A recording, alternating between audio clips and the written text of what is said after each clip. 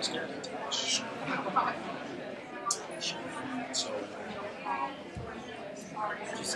he'd already left here.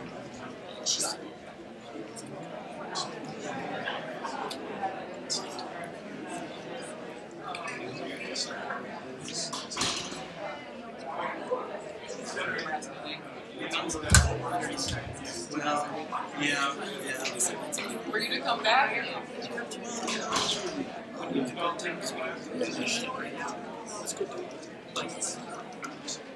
Well, okay.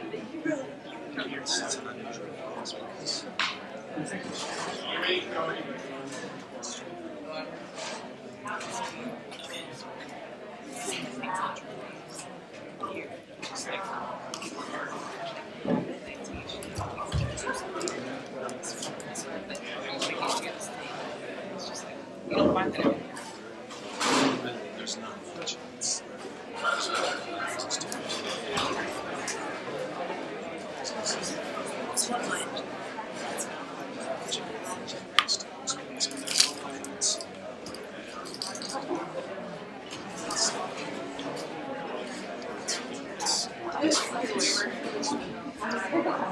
That's what we're here for, right?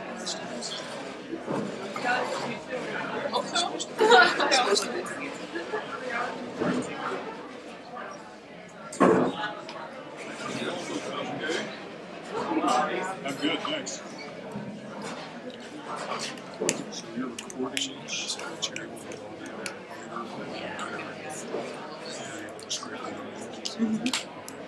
today and tomorrow both? Okay, good. Thank you very much.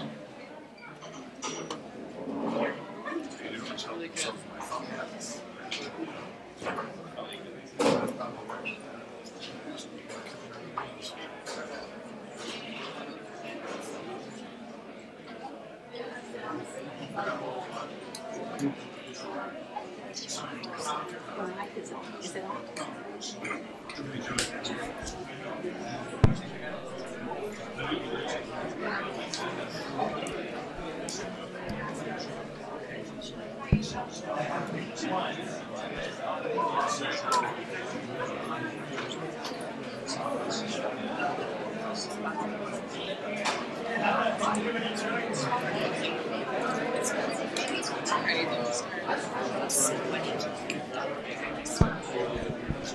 Good evening, everyone. Good evening, everyone.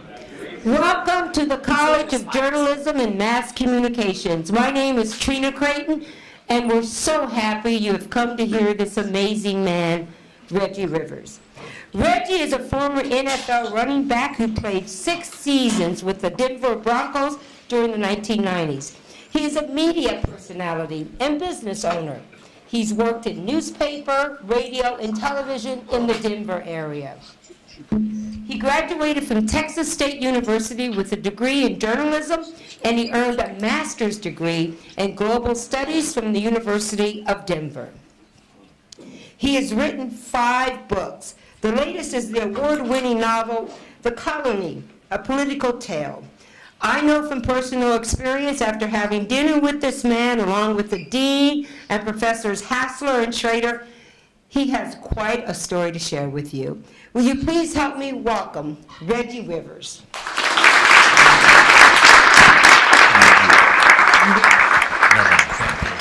Well, thank you guys very much. I appreciate it. I want to, in the way of introducing myself, I want to show you a video real quick. My mom put this together for me. It's a highlight video. She's very proud. And I hope I'm going to do this right.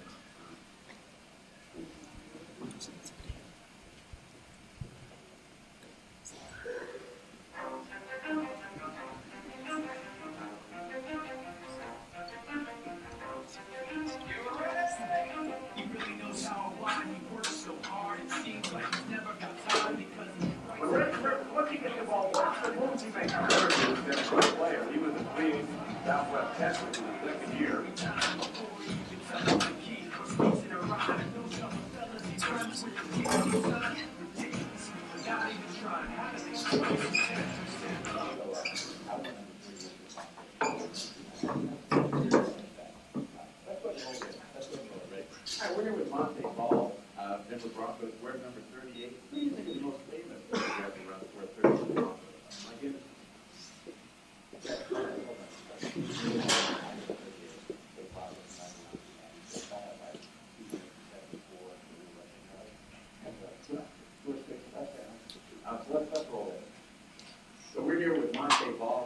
Broncos, wears number 38 for the Broncos. Who do you think is the most impressive Bronco to ever wear number 38?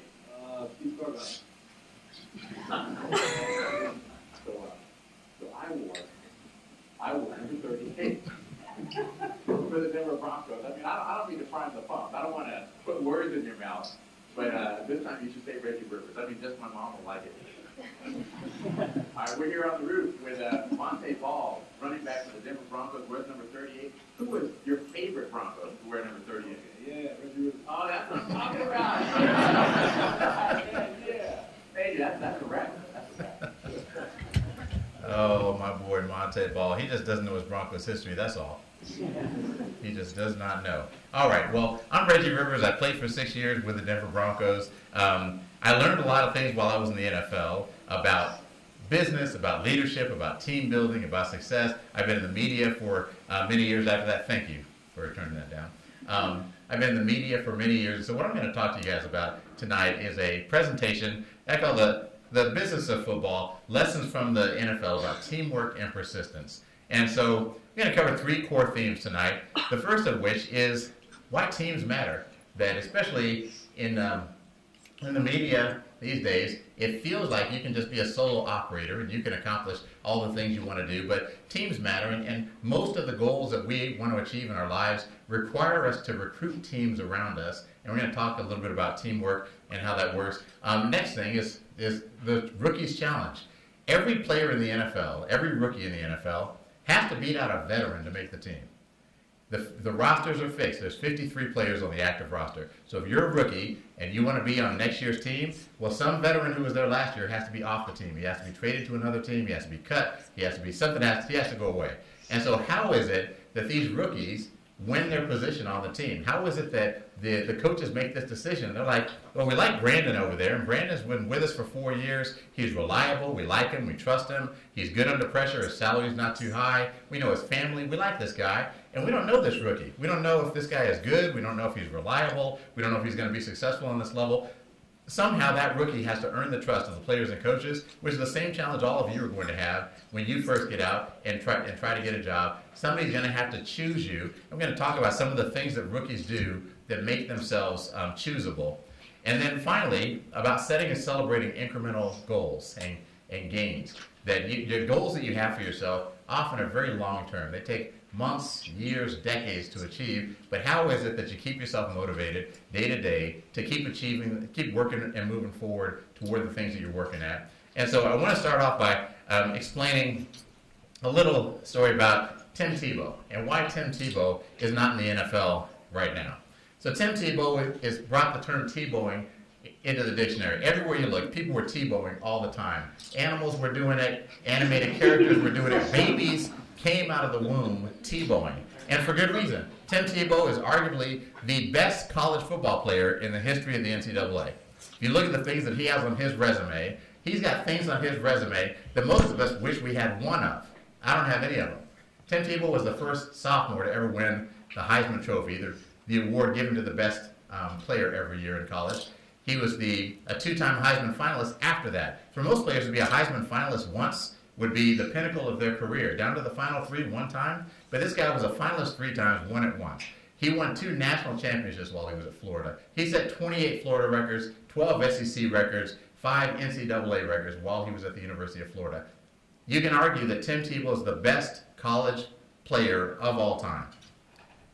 But Tim Tebow, when he came out of football, was drafted by the Denver Broncos. And when he got on the field, he won games. Ridiculous, wild, crazy, miraculous, come from behind, drive you crazy, pull your hair out. He won games. And got the Broncos in the playoffs. They won their first playoff game in many years. But after that year, Peyton Manning was available, so the Broncos sent him to the Jets. The Jets kept him for a year. They let him go. The Patriots picked him up. Patriots let him go. They sent him. The Eagles brought him in to try out. They cut him, and then he was out of football briefly, working for the SEC network, out of sports in general, and now he's making a bid with Major League Baseball with the Mets organization. So the question is, how is it that a guy who has Tim Tebow's talent, a guy who has Tim Tebow's unique ability to make plays, a guy who has won at every level, he won in high school, he won in college, he won when he got on the field in the NFL, how is it that this guy has 4 NFL teams who brought him in and said no thank you, and the other 28 teams won't even bring him in for a tryout?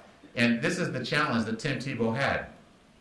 If that football represents the quarterback, and we're telling the quarterback, I want you to, we're going to put wide receiver Emmanuel Sanders up at the top, and wide receiver Demaryius Thomas down at the bottom, and a safety, we're telling that quarterback, I want you to watch that safety. When that safety makes a decision, quarterback, you make a decision. And to force that safety to make a decision, we're going to send Emmanuel Sanders on a deep crossing route in front of the safety. And we're going to send Demaryius on a post route behind that safety. That safety is going to see these two defenders running up the field, and he's going to have a decision point in that play. He is either going to step up on that crossing route, and if he does that, quarterback, you immediately throw the ball over his head to the post route. Or he's going to open his hips and turn to run with that post route, and if he does that, quarterback, you immediately throw the ball underneath to the crossing route. That's it. Quarterback, you watch that safety. As soon as that safety makes a decision, quarterback, you throw the ball. He can never be right. Well, the challenge that Tebow had is that safety would step up, and Tebow wouldn't throw the ball. Safety steps back. Tebow doesn't throw the ball. As soon as you pass through that moment in the play that was called in the huddle is over. Now you're telling Emmanuel Sanders, listen, Emmanuel, just run around wildly out there and try to get yourself open. And Demaryius, run around and see if you can get yourself open. Tebow, keep yourself alive back there for as long as you can. Finally, he throws it. It's a touchdown. The crowd goes wild. They say, Tebow has done it again. But the coaches are looking at this play going, we can't game plan that. I mean, we can't practice this. We can't replicate this. I mean, Tebow can do this because he's an enormously talented individual performer, but we can't do this as a team. Does anybody know how long is the average NFL play from snap to whistle? 7 seconds? Too high. Listen, I went to Texas State. I know that none of you has the grades to get into Texas State, but listen, you guys look like you're doing fine. What's lower than 7?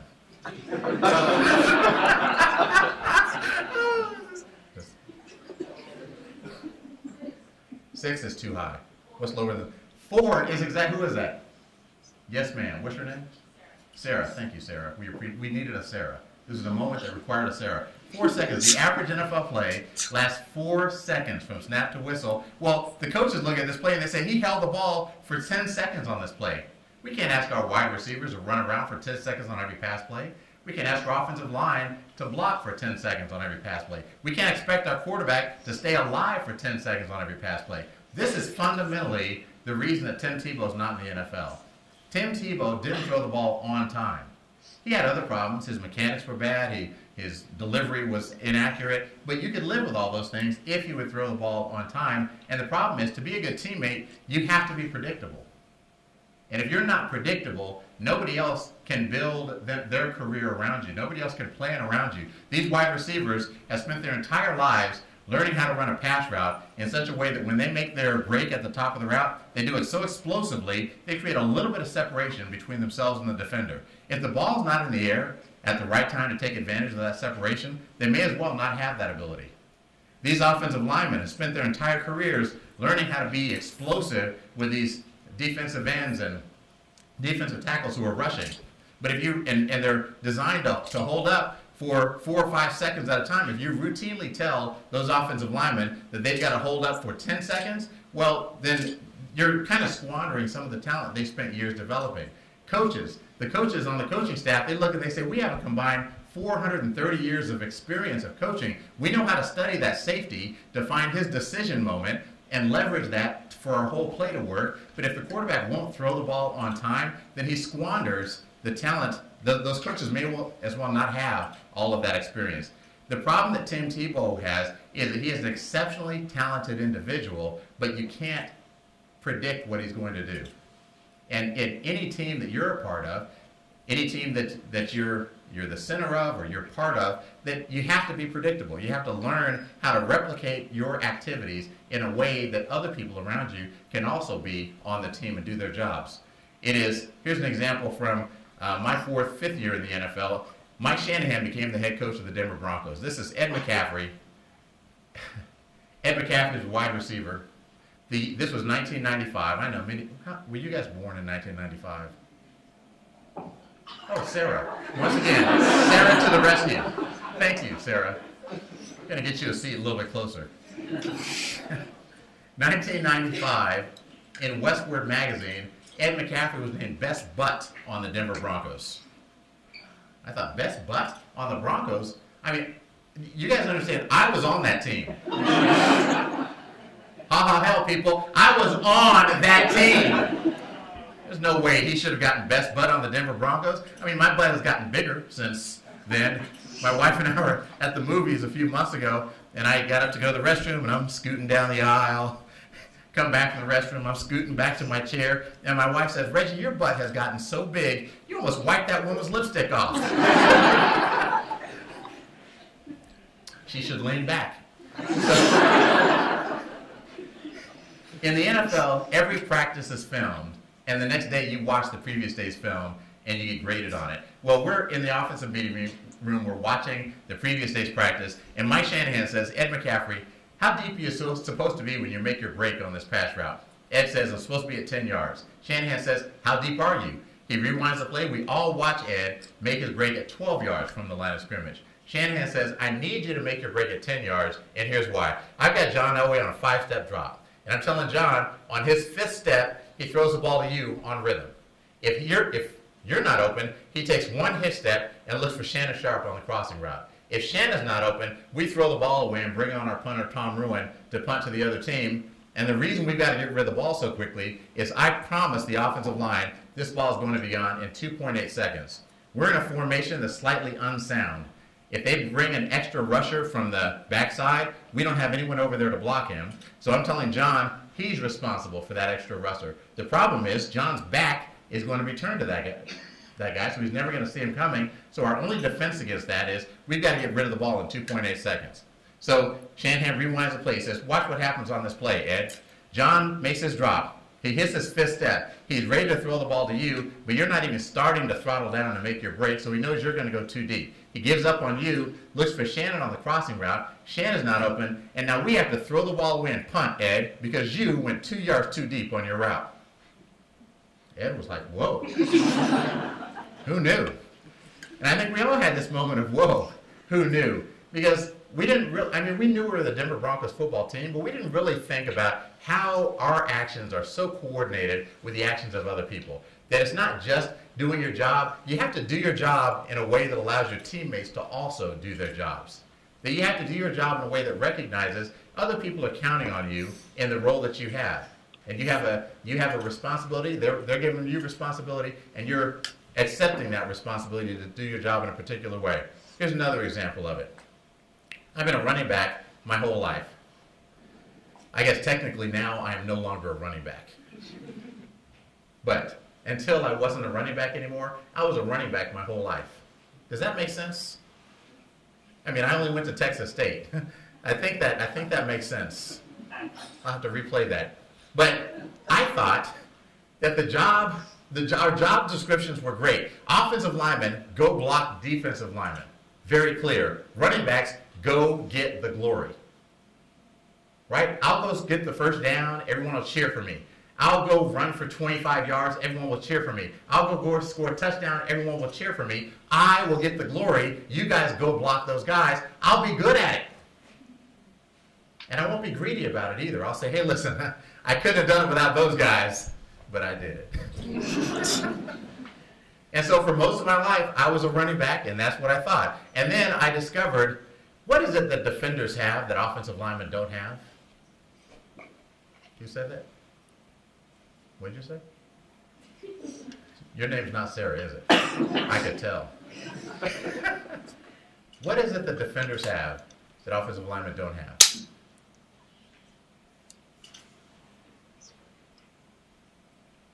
Nobody has a guess? A target? Target? Sort of. You're on the right track. The ability to move before the snap, that's true. They have that, but not quite what I'm looking for. They can see where the running back is. What's your name? Oh, I thought you were going to say Sarah. So Sarah and Matt. Okay. All right. So, yes, defenders have eyes. Did you guys know that? I didn't know that until I was a senior in college. Defenders have eyes. If I'm an offensive lineman and all you guys are running backs, I'm blocking for you, and you're all behind me, so I can't see you. I have a theoretical knowledge of where you're going because I know what play we call in the huddle. But defenses work on actuals. Defenses actually see where you are. And so if I just run over here, those defenders with their eyes are just going to run over there and tackle me, and my offensive linemen have almost no chance of making the block for me. But if we're going to run to the left, it's my job to set my teammates up for success. I start off this way, draw the defenders in, allow my offensive linemen to block them, and then I make my cut. And over the course of my career in journalism, in football, I run a business now called Corporate Kickoff, or corporate motivational speaking. I have learned that everything you do requires you to build teams around you and be part of teams. It's very rare that you're going to be successful all by yourself, just operating completely independently. Being on a team means you have to start figuring out the things that you're doing and being able to replicate them on a regular basis in a way that people can predict and rely on, and that when you're part of a team, that you're thinking about, how do I set up my teammates for success? Because I know that people behind me also have work to do. The other thing that football players are taught to do, we're taught to own every problem. We are empowered to act. I want to show you a play. This is from an offensive lineman. Oh, what's his name? They're going to say it in the video. I've forgotten his name. But this is a play from his rookie year with the Dallas Cowboys.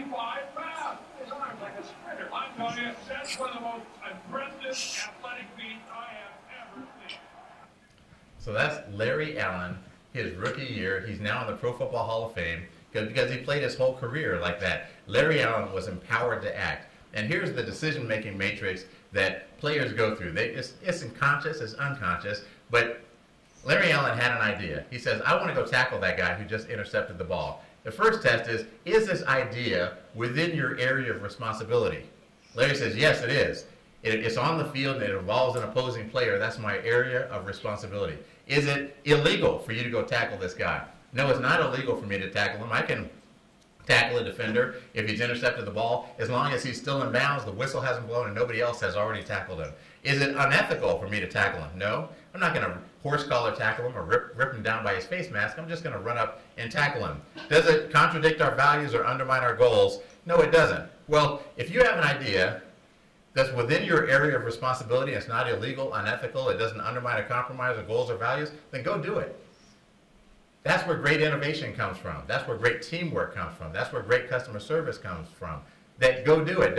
Larry Allen didn't have to go do it. He was trained in this idea, but he didn't have to. Larry Allen could have said, that dang Troy Aikman, never going to amount to anything. That's through another interception. They just scored another touchdown because of Troy Aikman. Larry Allen could have done that, but he didn't. He could have said, man, as big and fat as I am, whew, no point in me trying to chase this guy down. But Larry Allen didn't do that. He didn't say, hey, coach, do you want me to go chase that guy? Right? He didn't wait for the coach to tell him to go do it. He didn't say, man, that guy's fast. Are there any fast guys available who could go chase this guy down? He didn't do that. Larry Allen owned the problem. Larry Allen reacted as if he was the only person on the field who could go solve this problem, and he went out and he solved the problem. Be empowered to act. That recognize in your everyday activities, the things that you're working on, recognize the ideas that you have, if they fit within that matrix. They're within my area of responsibility or control. They're not illegal. They're not unethical. They don't contradict my values or goals. Then go do them. Just solve problems. Start owning the problems that are around you that you can solve. The Rookies Challenge, as I said, every rookie in the NFL has to beat out a veteran. And what I discovered, I went to 7 training camps. I made the team 6 times, and the 7th time I got cut. Somebody earlier asked me if they could see my Super Bowl ring.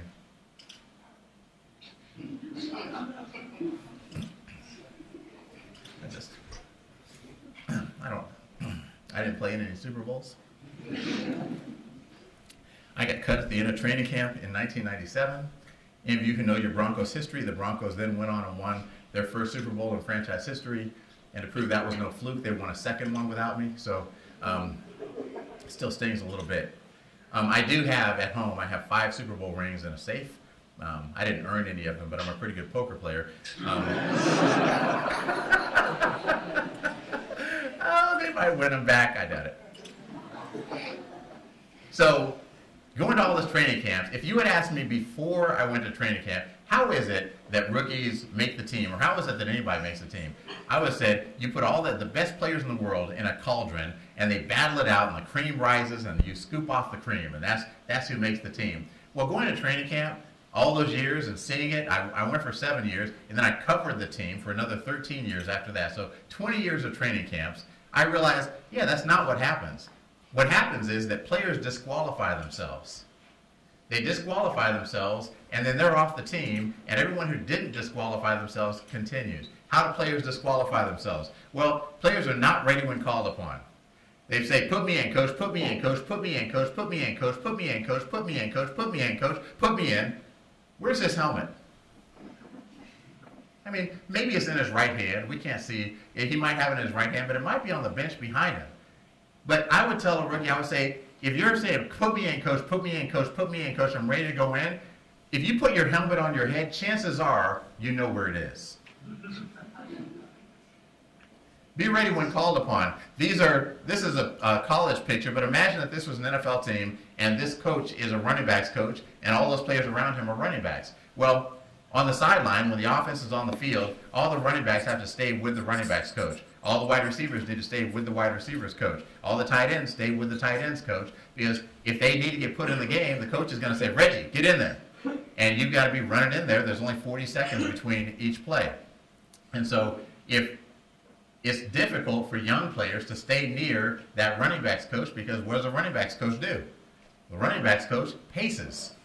And so he paces back and forth on the sideline, and all these guys who are supposed to be staying with him, they're not familiar with staying with a coach on the sideline, because they were all star players in high school, and they were star players in college. They were never on the sideline. They were always on the field. So what happens? They're watching the game on the field, and the coach walks away from them, and they don't realize it, and the coach says, Reggie, get in there. Reggie, Mike, get in there. And I just disqualified myself because I'm not there when called upon. You'll spend a lot of time trying to tell somebody to give you your first opportunity. You're going to say, give me a chance. Let me have this job. Put me in. Give me that assignment. Let me do it. I'm ready. Give it to me. Give it to me. Give it to me. Give it to me. Give it to me. And then they turn to give it to you, and you're not ready for it. Be ready when called upon. Prepare yourself and be ready for your moment. Be confused and not sure what to do. Rookies get on the field, and they're like, oh, shoot. I didn't study the playbook because I didn't think I was going to be in the game. Right? Know the things that are in your domain that you should know. Have the equipment that you should have available with you. Be ready to go. You're going to get called upon, and when you do get called upon, you might not have all that much warning that it's coming. You're going to become part of some organization. I'll tell you, when I started in journalism, my first job in journalism was writing obituaries at the San Antonio Light newspaper in Texas. San Antonio Light is now defunct. But I used to have to call families. I was 16 years old. And I'm calling families, and I'm saying, hey, this is Reggie Rivers from the San Antonio Light, and I just wanted to talk to somebody about Michael Smith, who passed away. And you know how nerve-wracking it is to like call all these families? But I started to discover, you know what, they're happy to hear from somebody from the newspaper. They're happy that this article is going to be written. They don't know I'm 16 years old. And so I would try to make myself believe, well, you might be a little bit older than you think you are. Act a little bit older than you think you are. And when I got in college and I had an internship at the Austin American-Statesman newspaper, I had a professor who would just throw me out to go do stories all the time. He'd say, hey, there's a fire. I want you to go cover it. And I would think, me? I mean, I'm an intern here. I mean, don't you think somebody with some qualifications ought to go cover? And he's like, well, who do you think you would want to talk to if you go out there to the fire? And I said, well, maybe the homeowner. Yeah, who else? Maybe the fire chief? Yeah, who else? Maybe some of the neighbors, somebody who witnessed it? Yeah, go out there and cover the fire. And I would go cover the fire. And I would come back and he'd say, hey, there was a stabbing down at such and such place. I want you to go cover it. And I say, me? I mean, I'm not qualified. And I would come back and I'd write my story and I'd submit it, and I would think, we're getting closer and closer to the deadline. Really? There's not going to be some professional who's really going to write this? I mean, I'm actually going to write it, and they're just going to edit it and publish it? And so he just kept throwing me in the game. Be prepared for your moment. Your time is going to come. Be ready for your moment. Don't be confused about what to do. Don't get on the field and freelance. This is one of the worst things the players do, that running back gets pitched the ball. He's supposed to go through the guard tackle gap, but he says, you know what? When I was in high school, I used to bounce it outside. When I bounced it outside, I'd go down the sideline and score a touchdown. When I was in college, I would bounce it outside, go down the field and score a touchdown. I'm going to bounce it outside, go score a touchdown. They're going to be really happy. No, they're not. They're not going to be happy. They don't care about the result, but they're trying to figure out whether they can trust you. They're trying to figure out whether they can count on you. They're trying to figure out whether you can follow instructions, whether you know how to do your job in a way that's compatible with everybody else who's trying to do their jobs, whether you can hit the hole that the play is designated to go into. You earn the right to freelance at some point in your career after you've demonstrated that you've mastered the ability to be part of a team. You start to earn the right to freelance, but in the beginning, don't freelance. Don't make big, unnecessary mistakes. This kid is a great player. His name is Isaiah McKenzie. Super fast, just a little guy. I mean, just tiny, but amazing speed, amazing ability. And how many of you watch Broncos games? Okay, not too many of you. We have a few very loyal, very intelligent individuals in the room, and then we have the rest of you. Okay. But Isaiah McKenzie, he was a rookie. He's a punt returner. He's back there returning punts. Well, he fumbled one punt, and the other team recovered it. Then he fumbled another punt, then another one, and then another one. He got like 6.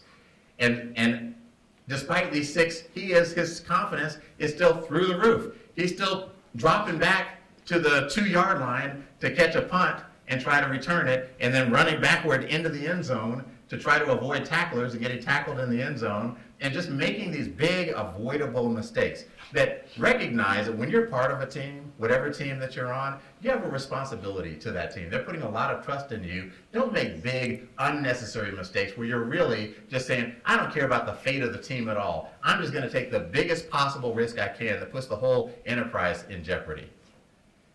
Making completely selfish mistakes. That's Aqib Talib. That's Michael Crabtree. I think they're both around 30 years old. You can't tell. Right? I mean, they're like preteens. Aqib Talib, the backstory on this, Aqib Talib last year, Michael Crabtree wears a gold chain on the field. Aqib Talib ripped his chain off and threw it on the sideline 2 years ago. And everybody laughed about it. It was on SportsCenter. Ha ha, look at that. He took his chain off. And Aqib's motto was, listen, if you wear a chain on the field, I'm going to rip it off. And Crabtree was like, listen, that chain, that chain is a family heirloom. That gold chain belongs to my grandmother, and I wear it on the field where it can be ripped off my neck in honor of my family. These two guys, so they get into a fist fight, literally. He rips off his chain, they start throwing fights, punches at each other, and how many of you guys played football here or in high school at any level? These guys are professional athletes. They get hit for a living. They're wearing helmets. Yet somehow they still are convinced that I'm going to punch you with my fist and it's going to hurt you. I think, okay. These are completely selfish mistakes. This is when you're on a team and you just say, you know what, I'm just not interested in what any of the goals of the team are. I just want to do my own thing. So you guys are going to get out of, you guys are on a team now. You're on teams here in school. You're on clubs. You're on athletic teams. You're on journalistic teams. Or you're working on the newspaper. You're working on I did an interview today in your media center on your TV station. You guys are all parts of teams now, and you all have to learn how to work together as teammates. You all have to function in a way that's compatible with each other, the way that allows each of you to do what you're trying to do. Don't make completely selfish mistakes. This is an epiphany that I had one day during a football game about who the customer is in football. Everybody knows the football is the customer. This is who we're working for. This is who we're taking care of. What does the customer want? The customer wants to score touchdowns. That's all. It's easy. Score touchdowns. What does the customer want? The customer wants forward progress. And you get to keep the customer as long as you're making forward progress. If you're advancing down the field and getting first downs, the customer stays with you. But the customer is not loyal. If you're not advancing, the customer says, punt me away. Give me to the other team. Maybe they can help get me to my goal. When you do your job well, the customer gets where you're trying to go. If you make mistakes, it's the customer who suffers, not you. The customer is the one who gets the 5-yard penalty, the 10-yard penalty, the 15-yard penalty, and now the customer is farther away from his goals. Take care of the customer. Make forward progress with the customer. Help the customer score touchdowns. When you move the customer down the field and you score touchdowns, you're giving the customer what he wants. That's what I'm talking about. And then you get to celebrate. So I should hasten to report the customer had a mild concussion. He's been through the concussion protocols, returned to the field, everything is fine. But I had this epiphany because one day we're in the middle of a game and we had a penalty and the referee literally picked up the football and marched 15 yards off or 15 yards, whatever it was, and then set the field down. And I was like, wow, that football just got penalized. The football, all it wants to do is go that way, and it just got penalized. It just got moved back. And it made me realize when I got out of football into the business world, I reflected on that, and I realized that, yeah, the customer is the one who always suffers from our poor service. It's always the customer who gets the penalty. And we're in the journalism business. If we don't do our job well, our customers are misinformed. They misunderstand things. They are not alerted about things that are important to them. We have a responsibility, and when we do our jobs well, our customers advance forward and they make progress in their lives. When we do our jobs poorly, they get the penalties. Being part of a team means that you're going to give trust and you're going to accept trust.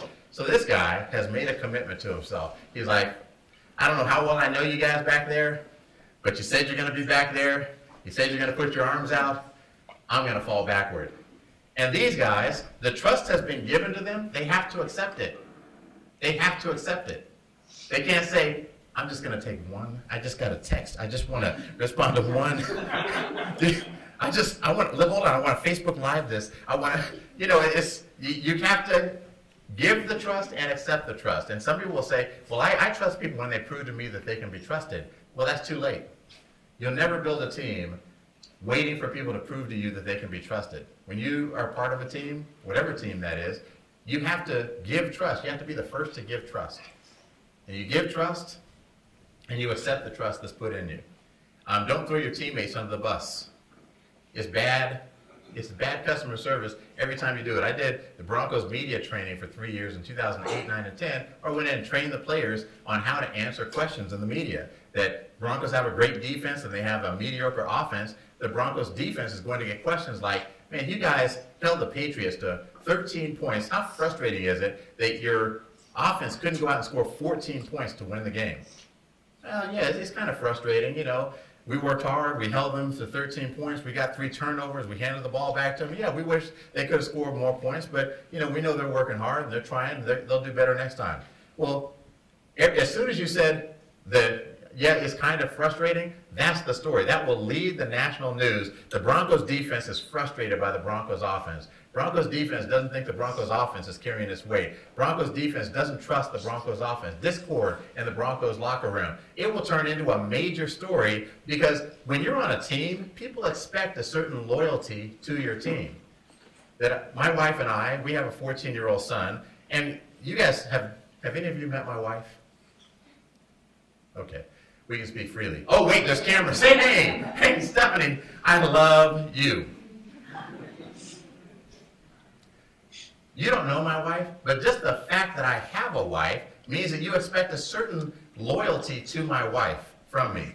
If I were up here bad-mouthing my wife, talking about, oh, she's not a very good mother, she's this and that, then even though you don't know my wife, it would give you a bad opinion of me.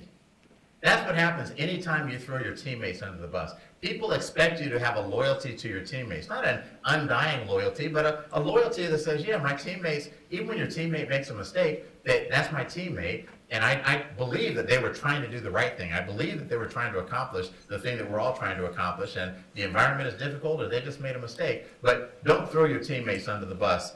This is couple goes to the hospital to give birth. I don't care how many babies this lady has had, whether it's 3 or 17, they don't do it every day, right? They don't give birth every day. These nurses and doctors do this every day. They have patients come in every day. So if the nurse comes in and checks the vitals and says, hey, your vital signs are great, you're dilated exactly as much as you should be, your contractions are coming right on time, your blood pressure is good, all of that is good, that's very comforting to the patient. And then the nurse says, hey, the doctor's going to come in and check on you. I'll be back in a few minutes. If you need anything, push the buzzer.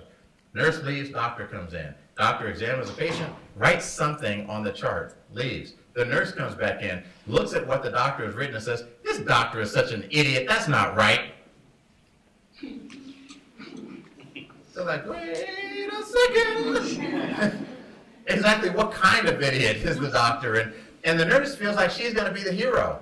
Well, I'm going to be the hero because I'm the one who pointed out what an idiot he is. No, she's not going to be the hero. They're very unnerved now. They distrust everything. They want to know more and more questions all the time. Don't throw your teammates under the bus. When you're on a team, you guys are in it together. Don't throw your teammates under the bus.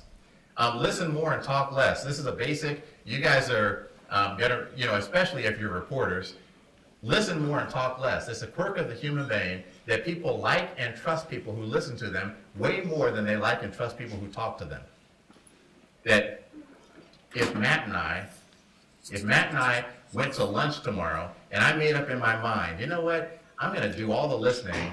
I'm not going to tell Matt this. I'm just going to do all the listening. So I'm going to ask Matt, so where'd you grow up? What made you choose the University of Nebraska? Why'd you choose journalism? Oh, that's really interesting. What is it you want to do? Tell me about your family. And I'm asking him questions. I'm not peppering him uncomfortably, but I'm showing a genuine curiosity in him, and I'm continuing to ask him questions. If we got to the end of that, and there was a timer that showed that he spoke 95% of the time, and I spoke 5% of the time, he's going to come back and tell all his friends, that Reggie Rivers is an interesting conversationalist. He really has some interesting perspectives on things. Why? Because we like and trust people who listen to us way more than we like and trust people who talk to us. If you want people to like you and trust you, listen more and talk less. You want people to trust you and believe in you? Give timelines and deliver. Give timelines and deliver. Don't just do the things you're going to do, but tell people what you're going to do and then do it. What's your name, young lady? Jackie. If Jackie, I can say, you know what, Jackie?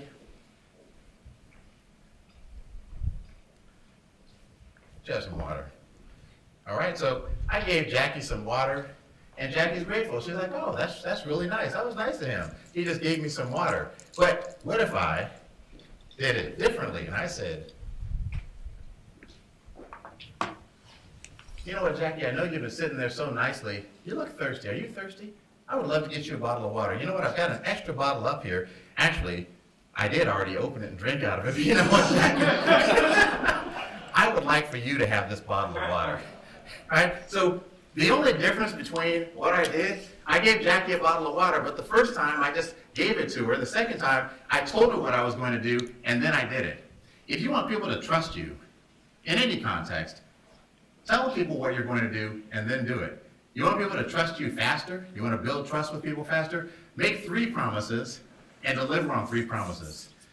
Like if you were talking to a friend about something and said, hey, you guys are planning a party, say, and you're on the phone and you say, hey, when I get off the phone, I'm going to email you the stuff that I was talking about, and I'm going to call you at 4 o'clock to see which parts of it you like the best, and then tomorrow at 9, I'll meet you at Hobby Lobby and let's go pick out our stuff. Well, you get off the phone, immediately email them the stuff you promised to email them. At 4 o'clock, call them to talk about it. At 9 o'clock the next morning, meet them to go look at the stuff.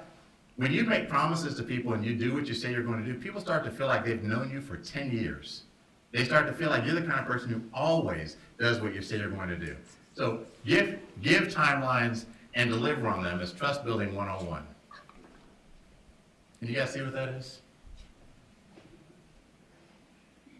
You don't see a winking dog? No? Well, yeah, not communicating is like winking in the dark. You know what you're doing, but nobody else knows what you're doing. Right? When you're working on something and there's somebody you're supposed to be reporting to, make sure you're communicating with them on a regular basis. So, because otherwise they experience this, no matter who it is. My son, he's 14 years old. He goes through this all the time. I'll say, hey, why aren't you doing your homework? I've been doing my homework. No, you haven't. And why do I feel like this? I feel like this because if he was doing his homework, he would have been reporting to me. He would have been giving me updates along the way. And so don't wink in the dark. Communicate with people on a regular basis. Let them know what it is you're doing. Delivering bad news. Bad news isn't wine. It doesn't improve with age. We all get afraid to deliver bad news, but this is part of growing up. This is part of building trust. Delivering bad news quickly and professionally is one of the most trust-building things that you can do. All right, let's move on to making incremental gains. In the NFL, every team wants to win the Super Bowl every year, but they don't wait until they win the Super Bowl to celebrate. They celebrate every victory, they celebrate every touchdown, every first down, every nice catch, every turnover, everything. And that's how the fans sustain their momentum and how the players sustain their momentum. The goals that you're working on, you can't graduate from college in a week. Right? It takes 4 or 5 or 6 or 7 years to graduate from college. It takes a lot of effort, a lot of time, a lot of classes, a lot of different things, and you have to be able to set some incremental goals for yourselves that you can celebrate. So do you guys recognize that? What is it? Raising of the flag at Iwo Jima. What's your name? Will. Good job, Will. It's 1945, raising the flag at Iwo Jima. So, Will, how did you know what it was when it was that size? It's iconic. You've seen it before, right? This is what it's called knowing what success looks like. When you know what success looks like, you don't have to see the whole picture of it to recognize success. When you're young, it can be hard to see what success looks like. You probably could look at a child now. You could look at an 8-year-old, and you could say instantly, whatever that kid is doing, do I think that's a successful behavior or an unsuccessful behavior? You recognize it on sight. In football fans are trained on the metrics of football. We recognize success instantly. Guy gets a first down, 76,000 people are on their feet cheering. Guy makes a nice catch or gets out of bounds to stop the clock or causes a fumble. Everybody is instantly on their feet cheering because they recognize success on sight when they see it immediately. This was the toughest thing for me when I got out of football and I got into the business world. My first job was working for a radio station, 850 KOA radio in Denver. And I was a talk show host. And I would sometimes be like, hey, good job, Mike. We don't celebrate that? I thought Mike did a good job. Okay, I got you. The first thing, it was unnerving to me that we didn't celebrate things all the time. Like in football, it is constant celebration. I mean, there's so much butt patting in football. You have to have an anti-chafing strategy, right? I mean, there's so much encouragement all the time. And so find ways to recognize your incremental gains and celebrate them, because this is what we think success looks like. This is Marshawn Lynch's Beast Mode run from 2010. So we get into the huddle, and they called 17 power. I was like, oh my God, I've been trying to get it power for so long. With power, you run straight downhill. You know where we coming, and we know where y'all gonna be lined up at. You just gotta stop. I'm saying I'm better than you. So I see the car come around, and in my head I'm thinking, backside, for some reason, it carried me to the front side. I saw the first tackle, might be trouble. Split between Spencer's block, coming off of shoulder.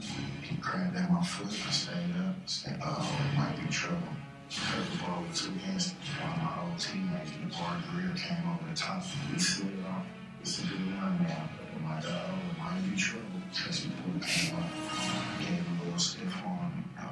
I stayed on my feet. Get off me! He said to Tracy Porter, are you kidding me? We almost was running at top speed. So I mean, any kind of shove right there would have, do a man off course. Just a little baby stiff arm. I believe it's Elvis came from behind. I took a little quick peek at him, gave him a little stiff arm, still didn't go down. I know it's trouble. And next thing I know, Tyler shot in front of me. He go make a block on Parker. Drive to the end zone, touchdown. And at the time, I'm just thinking like, what the hell just happened? Did it really just happen? That's what we think success looks like, right? When you first embark out there, you're going to think, yeah, I'm gonna stiff arm this obstacle. I'm gonna outrun that one. I'm gonna jump over that one and spin around that one. I'm gonna score this spectacular 68-yard touchdown. Well, probably not. The reality is you will be tackled, right? That's the reality. If I were recruiting running backs for the NFL, I would come in and I'd say, okay, I'm looking for people who can get tackled. I mean, if you're the kind of person who gets your leg broken every time you get tackled, God love you, but I can't use you. If you're the kind of person who fumbles the ball every time you get tackled, I can't use you. If you're the kind of person who gets your feelings hurt and demoralized every time you get tackled, I can't use you. I need people who can get tackled, hand the ball back to the official, and go back to the huddle and come out and get tackled again. That's the job. The job is to get tackled. And when you get out in the business world and you're trying to make your foray and build your career, you're going to get tackled a lot. That's the job. The job is to get tackled and get up again. And so running backs start to focus on, well, what am I going to do before I get tackled? I'm going to try to get the first down, or I'm going to make one guy miss, or I'm going to get out of bounds and stop the clock. I accept that I'm going to be tackled, but just what am I going to try to accomplish before I get tackled? And so I decided to do some research on the best running backs ever, and so I looked myself up. And here I am down at the bottom. Now, for some reason, the NFL does not have me ranked in their all-time ranking. My mom was working on a campaign for that. You guys can sign a petition if you want. I had 138 career rushes, 75 catches. I scored 8 touchdowns. That means I had a scoring percentage of just under 4%, 3.76. That means if you gave me the ball, 4% of the time I scored a touchdown, 96% of the time I got tackled. So then I thought, well, how do I compare to the guy who scored more touchdowns than any running back, Emmitt Smith? Look at Emmitt Smith's scoring percentage compared to mine.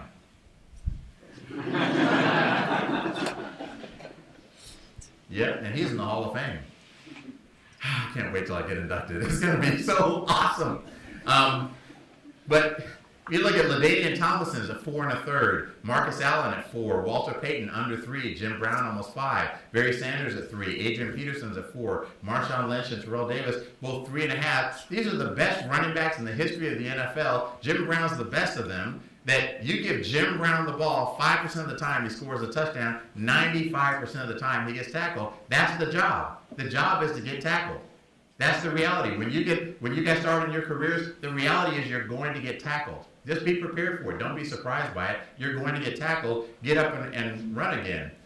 You look at rushing average, career rushing average. Jim Brown's the best of them. The great Jim Brown, you give him the ball, 5 yards later, he's going to be tackled, and you'll come back to the huddle and you'll run again.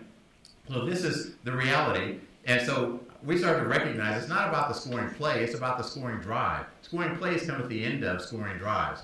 You have a 10-play drive that scores a touchdown, that means you got tackled 9 times, and on the 10th play, you scored a touchdown. If somebody showed up at a game and on the day we had a 1-yard carry, or the moment we had a 1-yard carry, and said, wow, that was easy. Well, you didn't see the 2 punts and a fumble and an interception we had before this. Yeah, we had a lot. This is a 12-play drive. We just got tackled 11 times. We scored on the 12th time.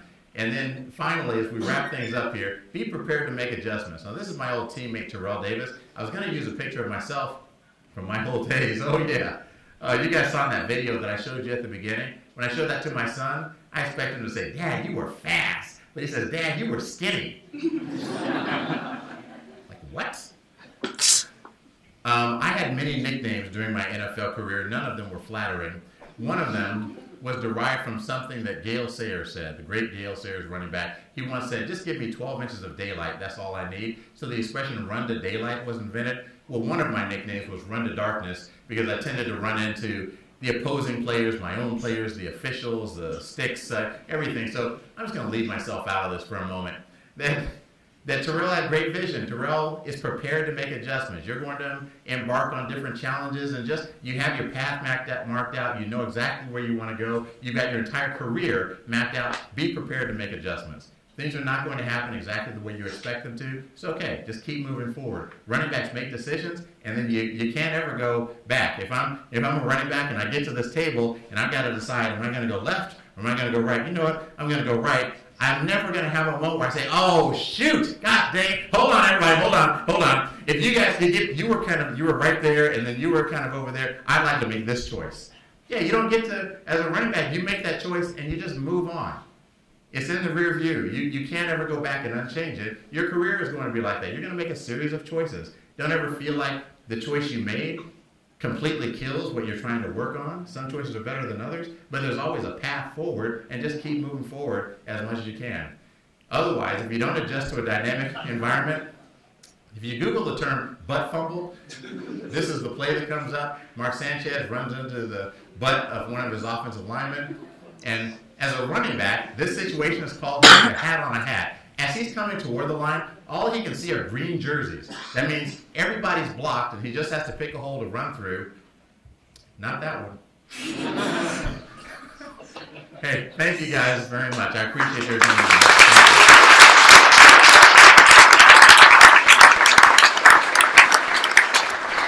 Does anybody have any questions they'd like to ask tonight?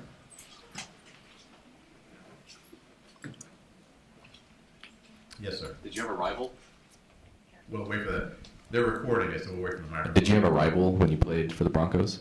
Did I have a rival, like a personal rival? Yeah, like Crabtree and Talib. No, sort of Junior Seau, who was a great linebacker, the late Junior Seau, was a great linebacker, and I, as a running back, as a fullback, my clientele were linebackers generally, and I would have to go block Junior Seau, and I would sometimes think, what if my coaches understand that there is a talent deficit here? I wonder if they're going to grade me on a curve or they're just going to grade me straight up. But yeah, he was a very big nemesis, and I didn't have much success against him. Is there a question over here? Yes, sir, over there. All the way in the corner, Nicole. Do NFL coaches and owners not trust Colin Kaepernick? That's a good question. Yes, I think that NFL coaches and owners don't trust Colin Kaepernick. I'm going to be doing a talk tomorrow. I think the title, I can't remember the exact wording, but I think it's What's More American than Colin Kaepernick's silent protest? And I think his situation is complicated because Eric Reed, the safety for the 49ers, was also taking a knee with Kaepernick. Kaepernick started and he did it three games by himself, but then the rest of the time he was with Eric Reed. And Eric Reed, after Kaepernick was out of football, Eric Reed continued to play. I think he's still on the 49ers. So it's not purely that his protest got him out of football, certainly his poor performance on the field, but as time went on and he was out of football and other players were being signed who were lesser players than him, certainly some of these owners could have made the individual calculation that, you know what, yeah, Kaepernick's a little bit better football player, but he brings a lot of headache with him. We'd rather not have the headache, and I think the owners can make that choice. But it started to get more complicated once Trump got involved, and when he's saying, "I know these owners, I've talked to these guys, they shouldn't give this guy a job," and now it starts to feel more like a collusion against Kaepernick to keep him out of the NFL. And so, I don't know if it is, but it's definitely, I think his political stance has brought a lot of people against him. Yes, sir. You mentioned how the collusion against Colin Kaepernick, he's still trying to get signed by a lot of different teams. If you could give him one piece of advice knowing his past with the protest, what would it be? Be good. Play well. I wouldn't tell him don't take a knee. I think that he can make his protest, and I think many teams can handle that. I think most teams can handle that. It kind of got super politicized, but really I think most teams can handle a player who wants to do that. I think the real key for Kaepernick is once you get an opportunity, you need to play well. And don't give them the reason that, well, your performance is the reason we're going to get rid of you.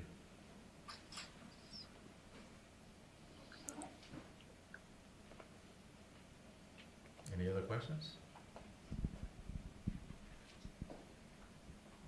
Yes, ma'am. She's going to bring a mic to you.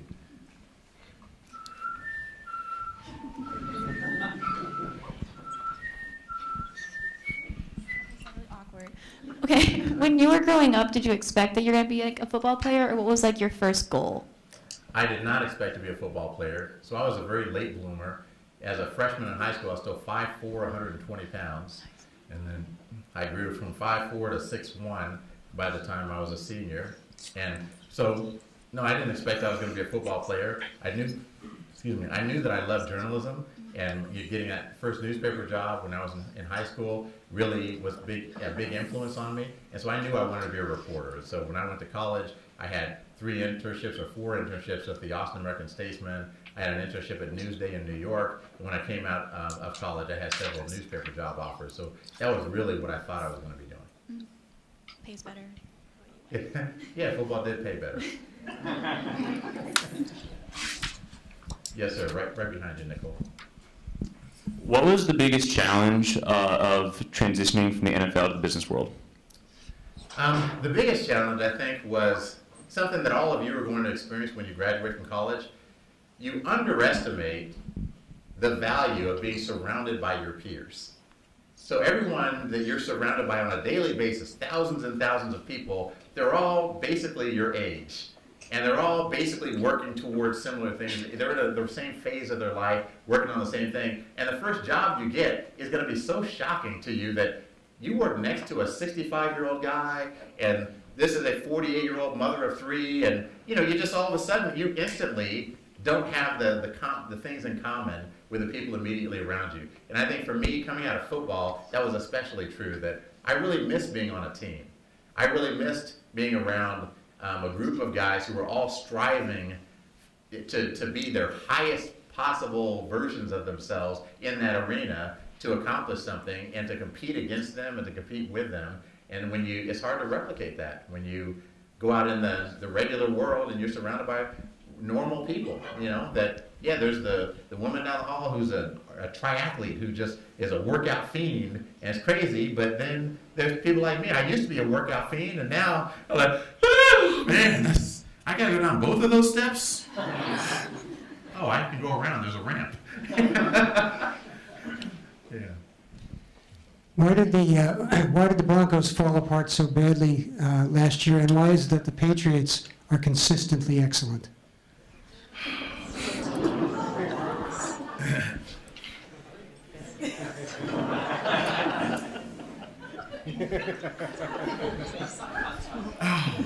The Patriots. Oh, how I love that Super Bowl. It was so nice to watch the Patriots lose. I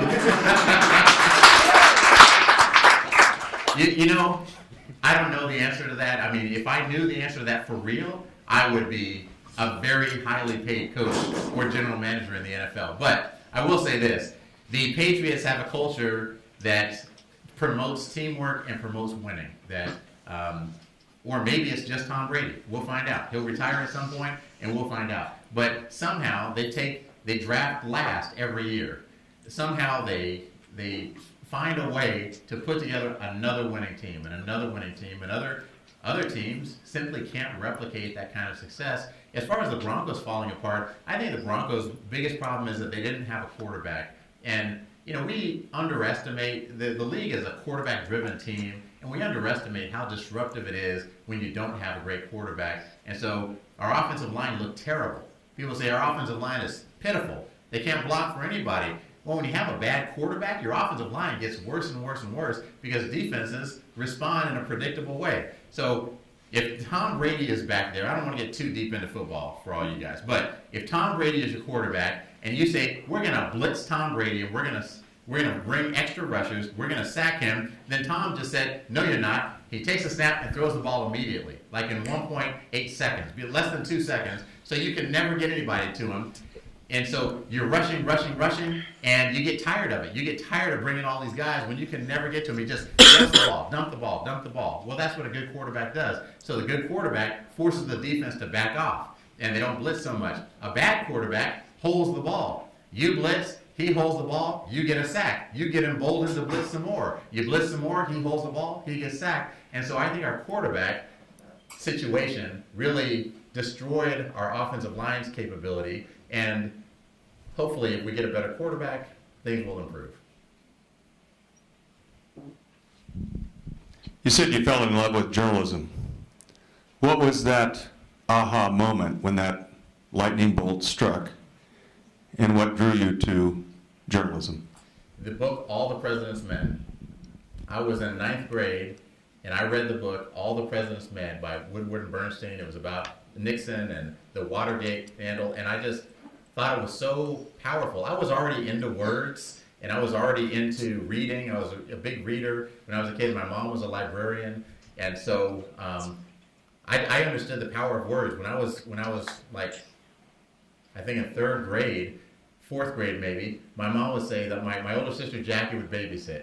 And Jackie, when my parents came home, she would have left them a note. Well, Reggie did this, and Reggie did that, and Reggie didn't listen to me when I told him to go to bed, and Reggie got a Coke out of the fridge without permission, and Reggie. And she would write these notes, and I'd wake up in the morning, and my dad would have this note in his hand. And he would say, "Did you do that?" Yeah, yes. This is all yesterday. I really don't remember. And did you do that? And did you do that? And I would get a spanking, and I started to understand, man, she writes it down on that paper, and I get a spanking. I understood, without really knowing what I was understanding, I understood the power of the written word. And so I started writing my own notes. So she would write her notes, and I would say, the reason that I did such and such. And so they would come home to find competing notes. And so, you know, early on, I just really loved words. I loved books. I loved all of that. And when I saw that movie, and I saw that, wow, a journalist with a pen can bring down the presidency, that can stop corruption, can stop corporations, it was like, man, these guys are heroic. And that really was what drew me to it. I took my first journalism class at school after that. I started working for the school newspaper, the school yearbook. I went to a Dow Jones Newspaper Fund minority journalism conference, and from there ended up getting the internship at the San Antonio Light, writing obituaries. But it was, once it started, it was like a flame that just started to get bigger and bigger.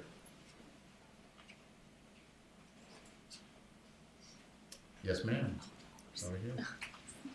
They're calculating, Nicole. They wait for you to get to the apex of the farthest distance that you could be from them.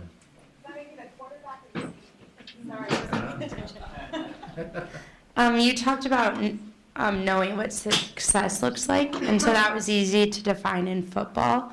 How did you figure out how to define that in your career after football? Yes, much harder to define in normal life, but I would say that in general, if you start measuring behaviors rather than outcomes, you're going to start finding things that you can be successful at. So let's say that you want to lose weight. You say, I want to go on a diet and I want to lose 10 pounds. Well, if your goal is to lose 10 pounds, well, then you really can't celebrate until you lose the 10 pounds. But if you really focus on behaviors and you say, you know what, today I'm going to walk 3 miles. I'm going to eat a salad for lunch.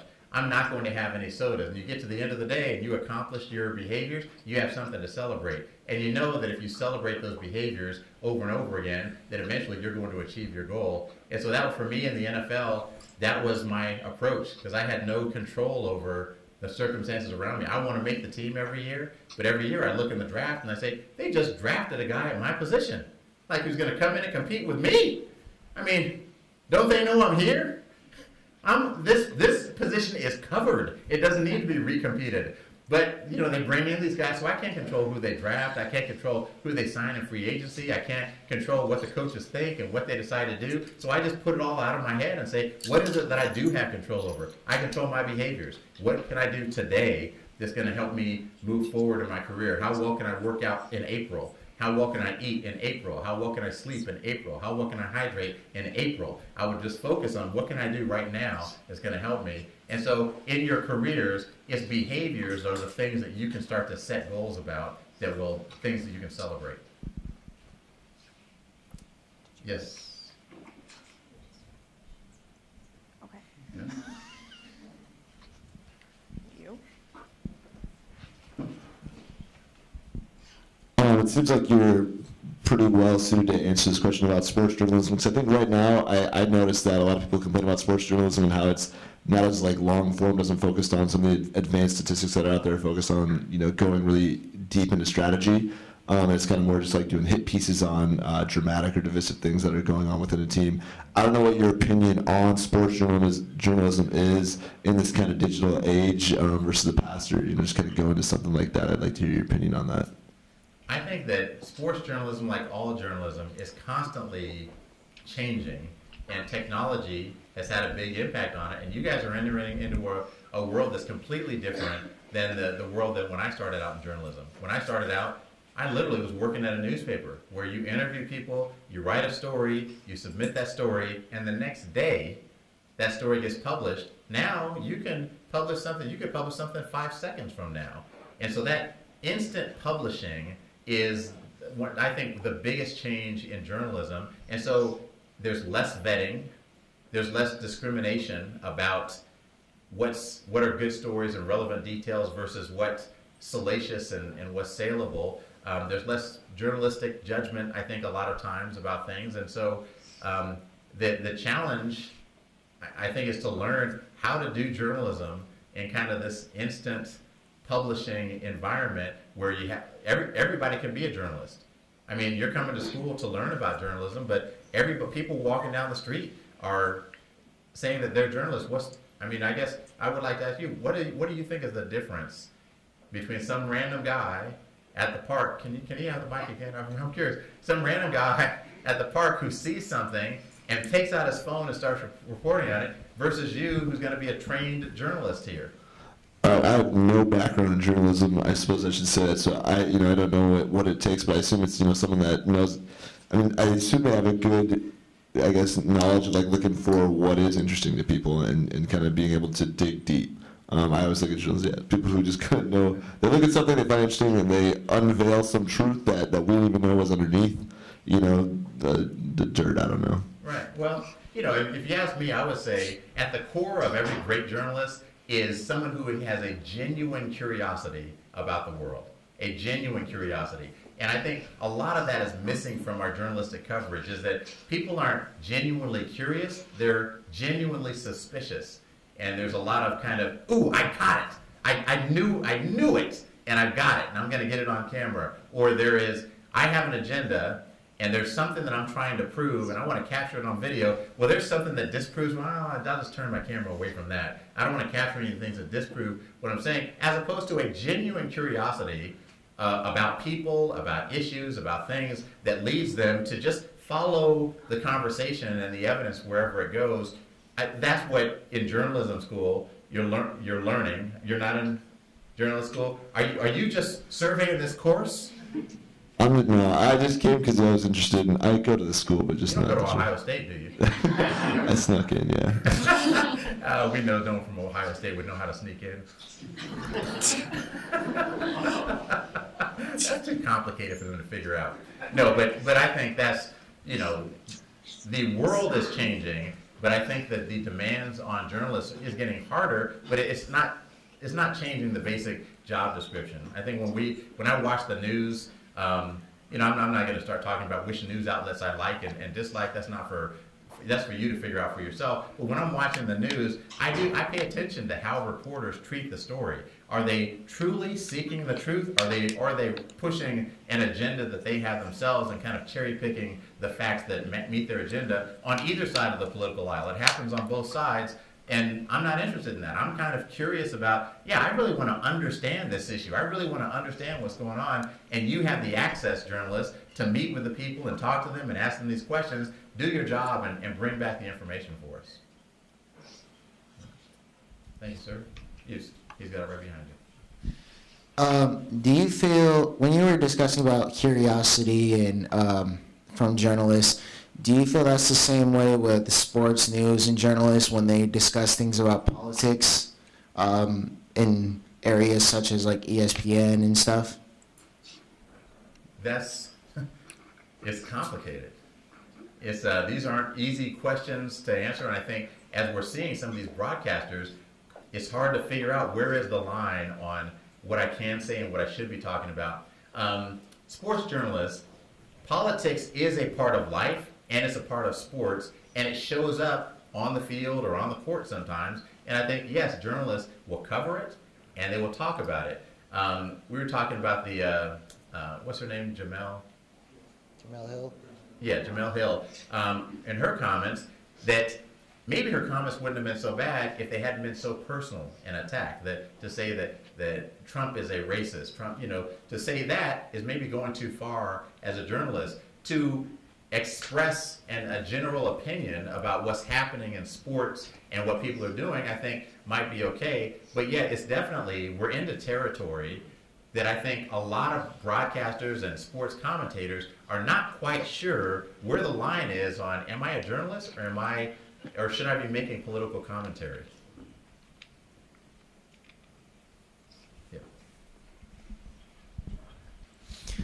So you talked about your love of journalism once again, and did you go undrafted from Texas State? Yes. So what pushed you on to pursue football at the professional level instead of just going into your career of journalism? I got a job offer. Well, I had several job offers coming out of college, and I was going to take one of those offers. But then I got a chance to come try out for the Broncos, and they offered me $10,000 to go to training camp. And the offer I was going to take, the guy said, "You know what? You've been invited to training camp. Go experience it. Go and enjoy that experience. We're still going to be here. Your offer will still be valid in the fall." So I went to camp, and I was so relaxed. I was like, wow, this is awesome. I'm just, paying attention to everything. Man, this Gatorade is so tasty, isn't it? I mean, these shoes feel so good on my feet. Woo, look how soft this field is. And I was so relaxed that I made the team. And then when I came back the second year and I was competing to try to make the team again, I had a terrible training camp. If my second training camp had been my first training camp, I never would have played in the NFL. But that's why I went to camp. I thought the $10,000 they gave me to come to camp, which I was ecstatic about. $10,000 nowadays, you guys get $10 million. But I was ecstatic to have my 10 grand, but I thought that was all the NFL money I was ever going to make. And I thought, I'll go to camp, it'll be fun, I'll enjoy it. Someday maybe I'll write a book about how I went to training camp, and then I'll go start my career. But I made the team and played for 6 years. What's that? Yes, sir. I'm Reggie Rivers, blank, who played the NFL, or I'm an NFL player who is blank? Well, my mom would tell me, I'm Reggie Rivers. Period. Right? And so I'm Reggie Rivers, and yeah, I played in the NFL, I worked for newspapers, I've written books, I've done other things, but at some point, what you start to understand, especially playing sports at a high level, is that you kind of have to figure out who are you? If you take away all the other stuff, who are you? And it can be disconcerting because I put on a Broncos uniform and I walk out of the tunnel and I come out like for pregame warm-up, even before the big official music and fire and all of that, just pregame warm-up. I'm walking out, there are people in the stands who are like, "Woo, Reggie! Yeah, baby! Yeah!" Thank you.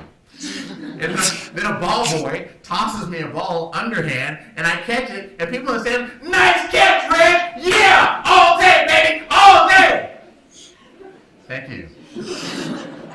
And then I go into an opposing stadium, and it's the exact opposite. I mean, screaming, yelling, talking about my family, my mother, my wife, just insults. And, at some point, you just start to understand, they're not cheering for me. They're cheering for the jersey or they're cheering against the jersey. They don't know me. I am a person inside of this uniform. And so that, I'm Reggie Rivers. And so whatever I'm doing, those are artifacts. But if you break it down to the core, I'm just me. What does that mean? I don't know. I have a question back here. So you're talking about media training. I'm curious about, in college you were probably taught how to answer the reporter's questions, but then in journalism school you were taught how to ask the questions. So do you think that helped you at all? I think it definitely did. The reporters loved me because I understood what they were on deadline. I understood they needed sound from us, and so I got interviewed after every game. Sometimes I didn't play. I mean, I didn't play any offense. I was a special teams player, but I was one of the most interviewed players. And I ended up doing 2 shows a week. I did a show called Broncos Beat and another one called Sports Extra, where every week for half an hour, I would talk about what's happening on the team. And Rod Smith, one of my teammates, said, "Reggie Rivers, you're about the most famous nobody I've ever met." and it was true. And it was only because I had studied journalism. I understood what the journalists needed, and I delivered it all the time. And so, but I also, when I do the media training, I try to teach the players to recognize you're not talking to that journalist, you're talking to the audience. you start to get antagonistic with that journalist thinking that you're having a fight with this individual person. No, you're talking to the people who are on the other side of that camera, people in the living room, and what they want to know is, how do you feel? That's it. You know, it's one of the criticisms that journalists get. You know, a mom has lost her child, and somebody says, how do you feel? Like, what do you think, how do I feel? You just won a gold medal in the Olympics. How do you feel? And it seems like a dumb question, but that's all that you're trying to ask. You're just trying to find a way to ask it, because that's what people want to know. How do you feel? You worked so hard for so many years to get in this position, to be able to win this medal, and now that you've won it, what does it feel like? I mean, does it feel like what you expected it to feel like? You know, all you're trying to ask is, how does it feel? But part of the art of journalism is learning how to ask that question in different ways. Okay, we have time for one more question. Who is going to be the last question? He won. He won. You guys, so slow. You let this gentleman in the back beat you. You guys are young and spry. What was the toughest place to play in the NFL? Oh, toughest place to play, any place that had players on the field. They are, you know, you get hit so hard in the NFL, sometimes you get hit and you get up and you're like, does he know me? I mean, it's hard not to take it personally. I started to recognize that other players, they're not deliberately trying to hurt me, they're just indifferent to my health. The weirdest place to play, not necessarily the toughest, the weirdest place to play was Oakland, the Raiders. Things happen in the Raiders Stadium that just don't happen anyplace else.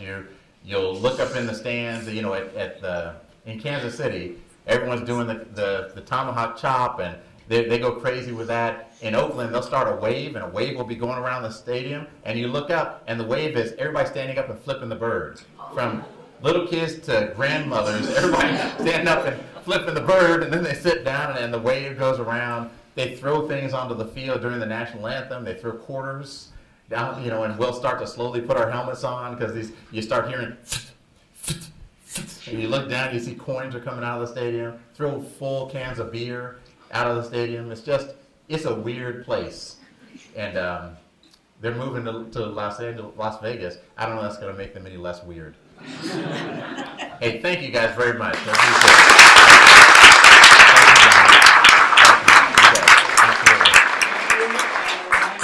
it. 3:30 right here tomorrow afternoon.